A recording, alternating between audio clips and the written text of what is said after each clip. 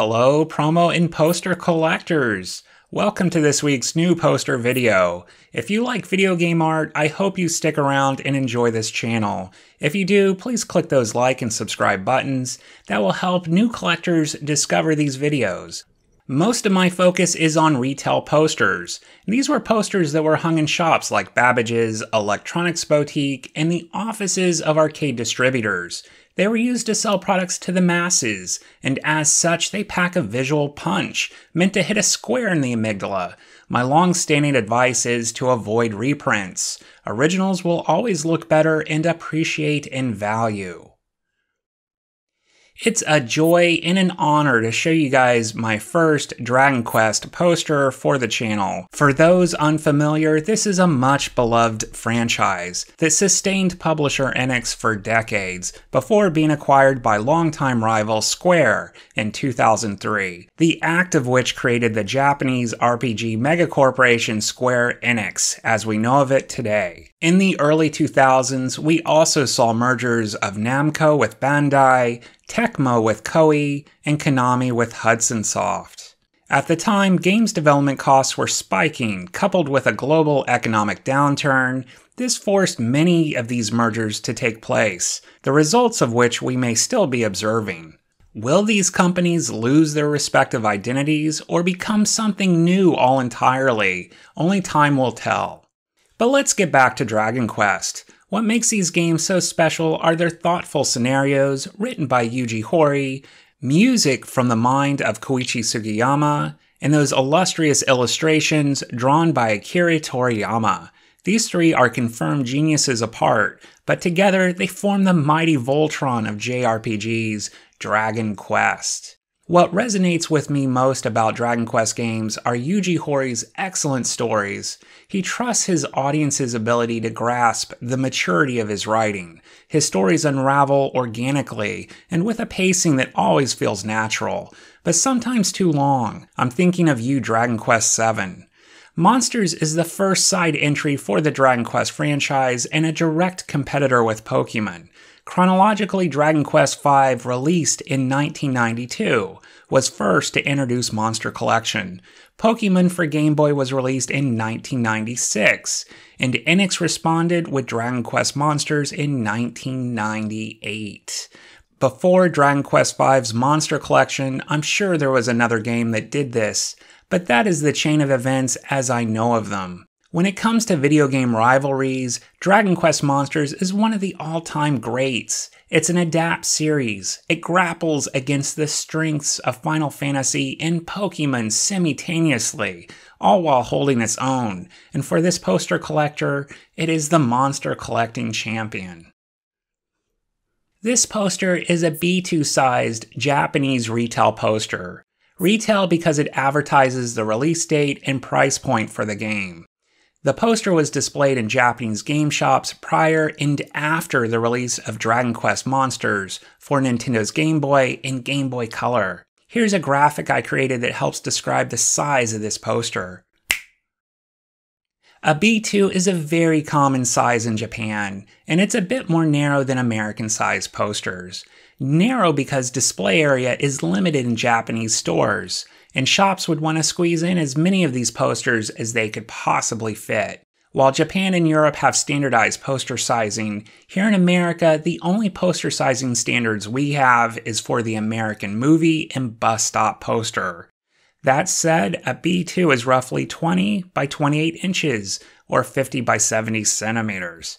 Here's another new graphic I created that might help convey its size. This is a standard-sized optical disc, also known as a CD-ROM, DVD, or Blu-ray disc.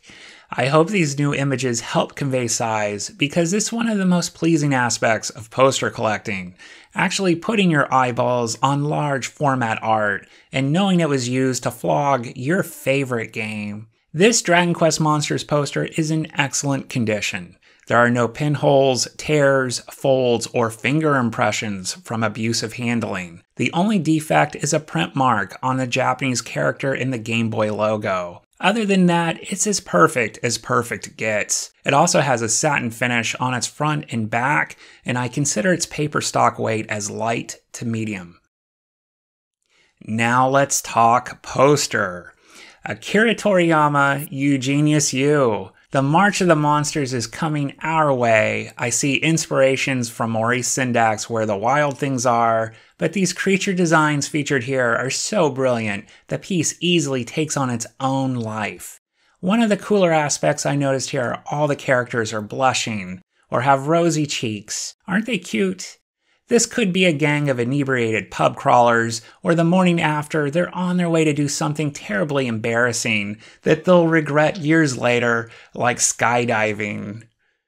Yes, this poster collector did something just like that.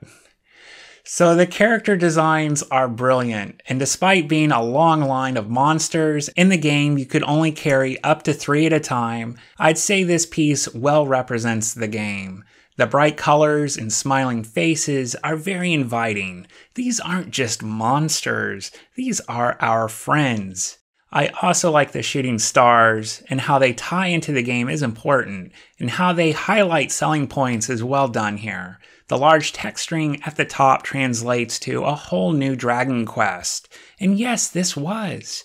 And the shooting stars translate to play with Game Boy, portable game, and link function supported. At the bottom, we have the release date and price point, and Dragon Quest Monsters was released on September 25th, 1998 for 4,900 yen, or about $45 US. This information is invaluable to a poster collector because it helps date the piece. Without it, we may have been looking at a promo, or the publisher being uncommitted to a release date due to a lengthy development cycle. The Enix logo bottom left is a beautiful sight, and the Game Boy logo bottom right is also pleasing. Those indicate platform badges, and they also help ground the piece historically. If there could have been an improvement here, I would have liked to have seen screenshots from the game and an image of the Game Boy or Game Boy Color hardware. This was actually the first Game Boy Color Enhanced game released in shops, and it arrived almost exactly 1 month before Nintendo launched Game Boy Color in Japan, and for this reason, a historically significant game. Maybe not equal to exclusives like Tetris DX or Zelda DX, but you better believe this was a system seller in Japan at the time. And with that, we've reached my final thoughts for this video, and we'll have to say goodbye to this delightful piece of salesmanship from 20 years ago. That's right, we've recently hit the 20th anniversary for Dragon Quest Monsters. Square Enix gave this game the love and recognition it deserved in Japan, and created a Switch port called Dragon Quest Monsters Retro, but for some unknown reason, haven't updated the ROM data with an English translation for overseas markets. I respectfully ask you to get the let out. We adore this game, and we want to play it on current gen hardware. You could easily make that happen, so please do that. Other thoughts? Dragon Quest Monsters was released at a time when there were no new Dragon Quest games for overseas markets.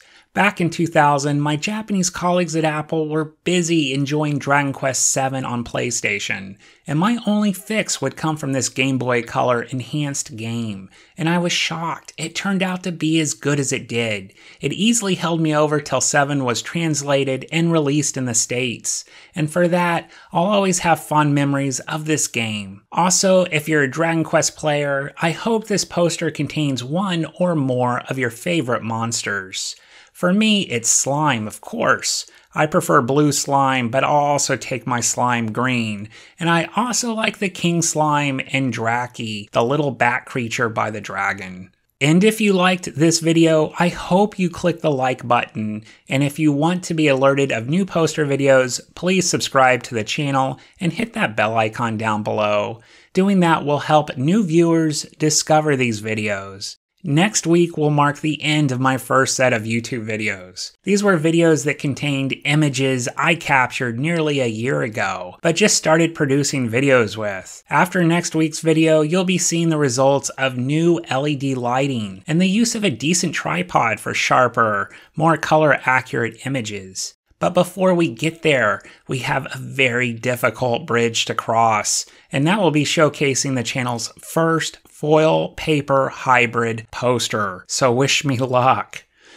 This upcoming poster represents Sega's penultimate hardware release, named after a planet that still captivates our imaginations. Thanks for watching my video. Bye for now.